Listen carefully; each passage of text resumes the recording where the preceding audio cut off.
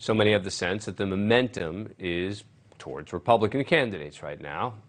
I've got that feeling. Most people seem to have that feeling. But as those of you who watch the show regularly know, we try to go against the grain here to talk about the stuff others miss or ignore. So we want to highlight some races where Democrats could actually turn the tide, so to speak, and beat out GOP opponents in races where the red wave might not be so inevitable.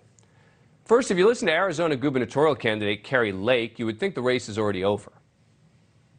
She knows she's weak, and she knows the only way she can win, and it won't happen, is with a bunch of ads and dirty ads and lies. But the polls are showing we're up 11 points. We've had 2 polls come out showing we're up 11 points and 9 points. And she knows that the momentum is going my way, and it's pretty much game over for Katie Hobbs.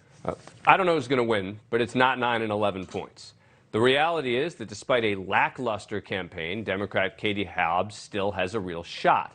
The race is deemed a toss-up by the Cook Political Report and others, and you saw that we just talked about, the latest poll has Katie Hobbs up by a point.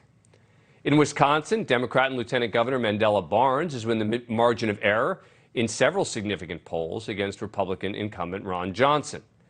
Less high profile, but still major wins if the Dems can pull them off. The race for Montana's 1st congressional district, Democrat and former Olympic athlete Monica Tranel is in an unusually competitive race with former Trump Interior Secretary Ryan Zinke. And in Oklahoma, a state where a Democrat hasn't moved into the governor's mansion in more than a decade and a half, Democrat, and I say that in quotes, Joy Hoffmeister is neck and neck with Republican sitting Governor Kevin Stitt, who has feuded with the state's largest Native American tribes and signed into law a near-total abortion ban. Now, Hoffmeister, meanwhile, was a lifelong Republican who switched parties to run against Stitt.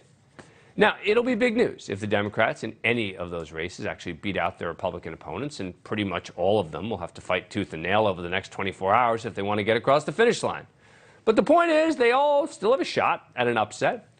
But let's focus on some of the big ones and beyond to determine how real this is with Bradley Honan, CEO and president of Honan Strategy Group, a Democratic polling and data analytics firm. He's worked on behalf of both Bill and Hillary Clinton and the DNC. Bradley, thanks for coming back. Appreciate it. Thanks. Nice to see you, Dan. All right, so let's go through these. Let's talk about Arizona with Kari Lake and Katie Hobbs. You listen to Kari Lake, and it's a done deal.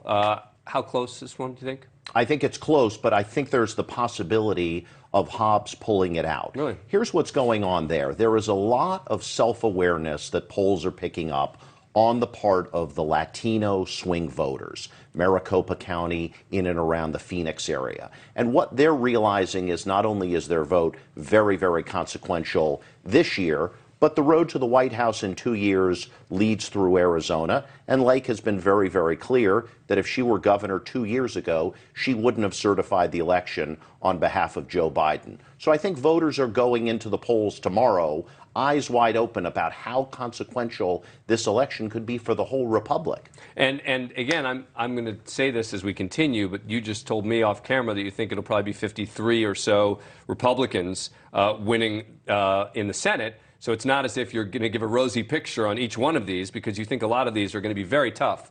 So that's an interesting analysis on the Katie Hobbs. Let's talk about Wisconsin.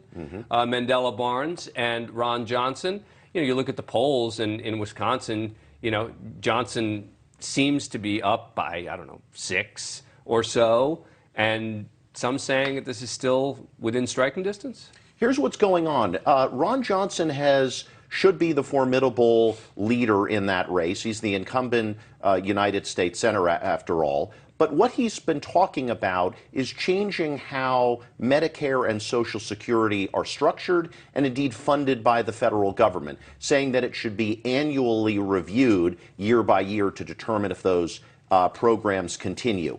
I'm surprised to what extent we're hearing the Republican closing argument and maybe the victory lap talking about how they're going to take on those entitlement programs. And that may be just enough to give Barnes the momentum necessary to win. And I want to ask you about Pennsylvania. This is one that we were talking about a moment ago. You think that Fetterman has a real shot of pulling that one out? In fact, do you think he's going to win that one? And I think it's going to be consequential nationally as well, because Fetterman doesn't look like the typical coastal elite Democratic candidate. Thank you for watching. Go to newsnationnow.com to find NewsNation on your cable provider. And don't forget to click the red subscribe button below to get more of NewsNation's fact-driven, unbiased coverage.